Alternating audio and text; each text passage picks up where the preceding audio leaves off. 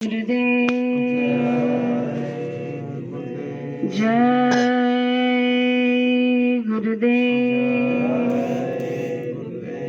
जय गुरुदेव। नाम किसका? प्रभु का पावन नाम।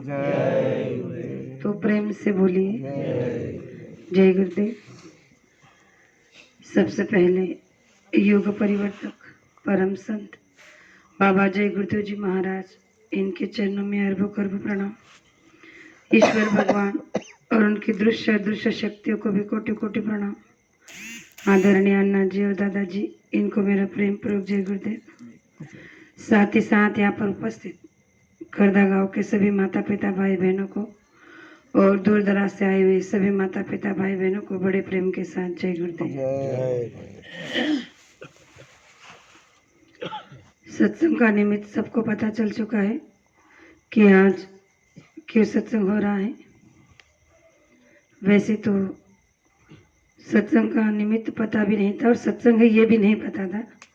शाम को अचानक 7 बजे नारू भाई का फ़ोन आया कि सत्संग है। हम लोग आज ही राजस्थान से वापस आए हैं, प्रचार के लिए गए थे, शाकाहार प्रचार के लिए। तो इस दौरान इन बातों को देखने का, समझने का और सोचने का मौका मिल रहा है। जो बातें गुरु महाराज के मुखारबिंद से सुनी थी कि संत मत में आपको कैसे रहना है, कैसे चलना है, ये आपको घर बैठे नहीं पता चलेगा। जब आप बाहर निकलोगे, संगतों में जाओगे, प्रेमियों से मिलोगे, सत्संग को सुनोगे, तब जाकर आपको सच्चे सत्संग की, सच्चे अध्यात्म की, सच्चे संत मत की और सच्चे संत सद्गुरु की महिमा का पता चलता है। तो इस 5 दिन के शाकाहार प्रचार में राजस्थान में पहली बार गई थी। बहुत ही प्रेमियों का प्रेम मिला।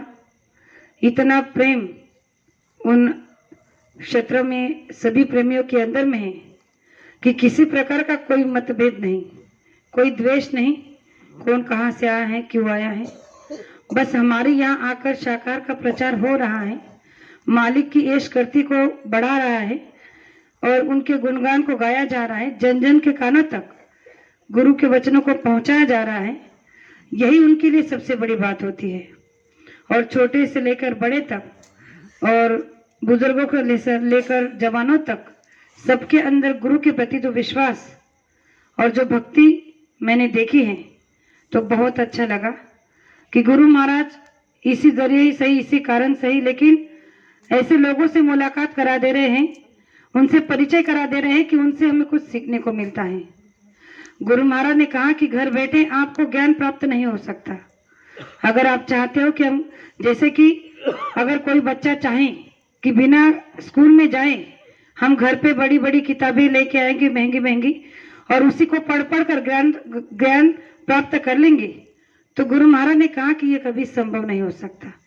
जब तक आप स्कूल में नहीं जाओगे, मास्टर के सामने नहीं बैठोगे और उनके वचन वो बताएंगे, ये जो ज्ञान वो आपको सिखाएंगे, उनको जो प्रैक्टिकल में नहीं सुनोगे, तब तक आपको कुछ समझ में नहीं आएगा और ना ही तब तक आपको कोई डिग्री प्राप्त होगी, ना कोई पद प्राप्त होगा। तो अध्यात्म में अगर हमें संत मत में अगर सच्चे पद पर पहुंचना है, मुक्ति मोक्ष को पहुंचना है, संत सद्गुरु को पहचानना है, तो हमें भी इसी तरह से प्रेमियों के बीच में जाकर उनके वचनों को सुनना होगा, उनकी बातों को सुनना होगा कि पता नहीं कब कोई किसके मुख से गुरु महाराज के प्रति जो ऐसी बात सुनने को मिल जाए जो हमने कभी नहीं सुनी हो। और यही हो रहा है। ऐसी ऐसी बातें पुराने सत्संगी जो आज 50-60 साल के, 70 साल के जो अन्ना दादाजी की उम्र के हैं, वो लोग जो गुरु महाराज के साथ में हर पल प्रतिपल रहे हैं, उन लोगों के बीच में रहने का मौका मिला, उनके साथ में सहवास करने का मौका मिला, उनके साथ में प्रचार करने का मौका मिला और उनको सुनने का भी मौका मिला। तो गुरु महाराज ने कहा कि आप अगर किसी को जानते नहीं हो और बिना जाने ही उसके बारे में आपने बहुत कुछ कह दिया, तो ये बहुत बड़ी गलत बात है। जब तक आप उस बात को जान नहीं लेते, उस बात के तह तक नहीं पहुंच जाते और उस बात का कारण आपको सही पता ना हो, तब तक आप किसी के बारे में कुछ नहीं कह सकते। इस पर एक छोटा सा दृष्टांत गुरु महाराज ने दिया था। एक बार गौतम बुद्ध अपने सत्संग दरबार में आ रहे थे, तो रोज की तरह लोग प्रेमी ऐसे दरबार में बैठे थे जैसे आज हम बैठे हैं। तो उनका इंतजार हो रहा था कि कब आएंगे, कब सत्संग सुनाएंगे। तो समय पर जब वो आए तो प्रेमी बड़े उल्लास के साथ उन्हें देख रहे थे। तो देख रहे थे लेकिन आज प्रेमियों ने उनको अलग ही रूप में देखा। यानी कि रोज वो आते थे और अपने आसन पर बैठकर सत्संग देना शुरू कर देते थे, लेकिन इस दिन जब वो आए तो उनके हाथ में कुछ था। तो उनके हाथ में एक रस्सी थी। तो आकर अपने स्थान पर बैठ गए और बैठने के बाद उन्होंने उस रस्सी में 3 गांठें लगा दी। अब 3 गांठें बांधने के बाद उन्होंने प्रेमियों से पूछा, सभी शिष्यों से पूछा। पहले तो पूछा कि ये क्या है, सबने कहा रस्सी है। फिर जब 3 गांठें लगा दी, फिर पूछा कि ये क्या है, तो सबने कहा कि है तो रस्सी है, लेकिन इसका स्वरूप बदल चुका है। पहले तो एक सादी रस्सी थी, अब इसमें 3 गांठें लगने की वजह से इसका स्वरूप बदल गया है। तो गौतम बुद्ध ने कहा कि बिल्कुल सही कहा। तो उन्होंने कहा कि देखो, अब मैं इसे खोलना चाहता हूँ। और खोलने के लिए उन्होंने जब रस्सी के दोनों टोकों को पकड़कर खींचा जोर से, तब तक वहां बैठे हुए प्रेमियों से एक नौजवान शिष्य था जो जोर से बोल पड़ा कि अरे गुरुजी, ऐसे खींचने से तो रस्सी और भी कस जाएगी। तो उन्होंने कहा अच्छा, तो फिर इसे कैसे खोलना होगा? तो उसने कहा कि आप इस रस्सी की गांठों को बड़ा ध्यान से देखो, गौर से देखो कि ये कैसे दी है। और जब ध्यान से आप देखोगे, गौर से देखोगे, तो गांठे को सुलझाने में आपको आसानी हो जाएगी। तो उन्होंने कहा, जब उस लड़के के मुखार से उन्होंने ये बात को सुना तो कहा कि यही तो मैं समझाना चाह रहा था कि अगर ये रस्सी पहले बिना गांठे के अगर रस्सी हाथ में थी तो ये रस्सी थी। जब इसमें 3 गांठें पड़ गई फिर भी ये रस्सी है। लेकिन इसमें अगर आपने इसने असली बुनियाद स्वरूप को देखा तो ये रस्सी है, लेकिन अगर बाहरी स्वरूप से इसे देखा तो इसमें 3 गांठें हैं। और इन गांठों को छोड़ने के लिए अगर हमने उन्हें जोर से कसकर खींचा तो ये और कस जाएगी, यानी कि सुलझाने के बजाय और उलझ जाएगी और कस जाएगी। तो उसे छोड़ने के लिए, उसे सुलझाने के लिए क्या करना होगा? बारीकी से उसे देखना होगा, उसके अंदर गांठ कैसी पड़ी है, किस दिशा में पड़ी है और उसे किस तरह के छुड़ाना होगा। जब ये तुम लेकर जान लोगे तो ये गांठें सुलझाने में तुम्हें समय नहीं लगेगा और अपने आप वो गांठी छूट जाएगी और रस्सी पहले जैसी हो जाएगी। तो उन्होंने कहा कि देखो, संसार भी इसी तरह से है। अगर आप संगत में, संसार में, परिवार में कभी किसी पर किसी बात को लेकर, किसी कारण को लेकर कोई शंका करते हैं या उसके बारे में निराकरण कोई बात करने लग जाते हैं, तो सबसे पहले उस व्यक्ति के बारे में पहले जानो, उसके भीतर जानो, उसकी असलियत को जानो, उसके कारण को जानो कि आखिर में वो क्यों बदला है। अगर आपको लग रहा है कि वो बाहर से बदल चुका है तो आखिर में बदलने की वजह क्या है? कोई तो कारण होगा। जैसे रस्सी में 3 गांठें पड़ गई तो रस्सी का स्वरूप बदल गया, वैसे अगर कोई इंसान का वर्तन या उसका बर्ताव बदल जाता है तो कोई तो वजह होती है। तो उस गौतम बुद्ध ने कहा कि पहले उस इंसान के अंदर झांक कर देखो, नजदीकी से, बारीकी से उसको परखो।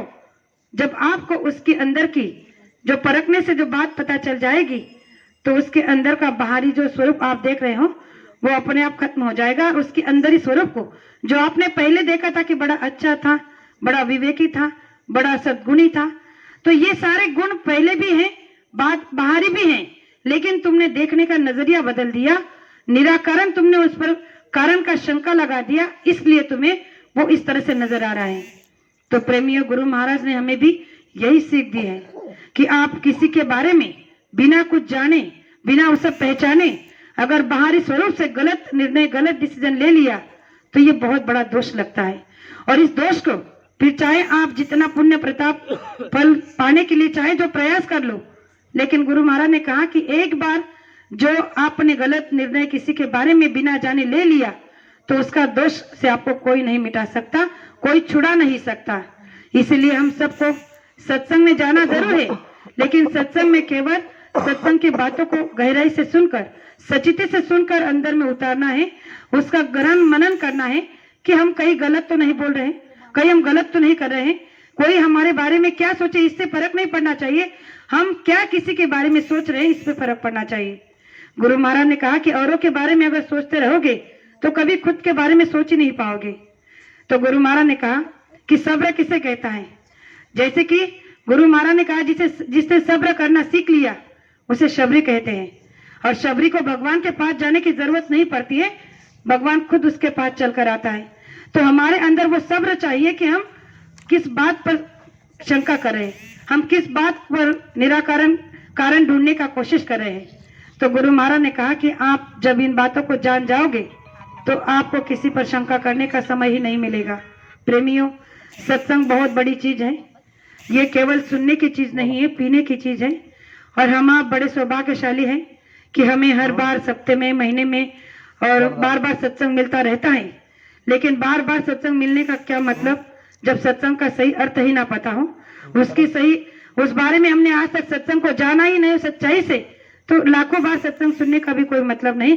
क्योंकि गुरु महाराज ने क्या कमी रखी है, 10 जुलाई 1952 से लेकर 2012 तक सत्संग की इतना बार हमारे आपके बीच में उन्होंने छोड़ी है कि अगर एक एक सत्संग को अगर ध्यान से सुनोगे तो बाहरी सारे विकारों से हम दूर हो जाएंगे और अच्छा अंदर में एक अच्छा सद्गुण हमारे आ जाएगा। जो हम हमारे महाराष्ट्र के बारे में बार बार कहते हैं कि हमारे महाराष्ट्र के संत ऐसे, महाराष्ट्र के संत वैसे, तो सच है। हमारे महाराष्ट्र के संत ने जब भगवान को कुत्ते में उनको जब कुत्ते में भगवान नजर आया, पत्थर में भगवान नजर आया, तो हमें क्या इंसान में इंसान नहीं नजर आ सकता। तो गुरु महाराज ने कहा कि जब आप इंसान में इंसान को भी ढूंढ लोगे तो भी आपके लिए बहुत बड़ी बात हो जाएगी। तो बड़ा परम सौभाग्य है मेरा कि आज आते ही फिर से सत्संग का मौका मिला। तो इस भाई की जीवात्मा की संभाल गुरु महाराज ने कर ही ली है, इसमें कोई शंका नहीं। क्योंकि जो एक बार गुरु से नाम का दान ले लेता है, हम तो चाहे गुरु को भूल सकते हैं, लेकिन गुरु महाराज ने कहा है कि आप संसार में एक बार आकर जब गुरु से नाम का दान ले लेते हो तो गुरु का ये फर्ज अदा करते हुए बन जाता है कि वो जीती जी और मरने के बाद भी तुम्हारी जीवात्मा की संभाल कर लेते हैं। चाहे तुम उन्हें छोड़ दो, भुला दो या और कुछ कर लो, रास्ता पकड़ लो, लेकिन गुरु जब एक बार हाथ पकड़ लेता है तो वो कभी नहीं छोड़ते। तो इस बारे में कोई शंका नहीं कि इस भाई की जीवात्मा की संभाल गुरु महाराज ने कर ली है। तो हम सभी भी यही प्रार्थना करते हैं कि गुरु महाराज जीते जी भी और मरने के बाद भी हम सबकी जीवात्मा की इसी तरह संभाल करें, क्योंकि संसार में और कोई हमारी संभाल नहीं कर सकता। अगर हमें लगता है कि हम बड़े ज्ञानी हो जाएंगे, बड़ा ज्ञान प्राप्त कर लेंगे, हमारे पास में धन दौलत रुपए पैसा आ जाएगा, मान सम्मान मिल जाएगा, बड़े बड़े लोगों तक, बड़े ऊपर के लोगों तक ऊपर की पहुंच हो जाएगी, तो हमारी संभाल हो जाएगी, तो ये सब इसी मृत्युलोक तक सीमित है। अगर आगे चलने का रास्ता कोई बताया है तो वही गुरु महाराज ने, आगे चलने की संभाल अगर किसने की है तो वही गुरु महाराज है। संसार में गुरु के सिवा हमारे आपकी रक्षा और संभाल कोई नहीं कर सकता, ये एक अटल सत्य है। इसीलिए इस बात को हमें हमेशा ध्यान में रखना चाहिए।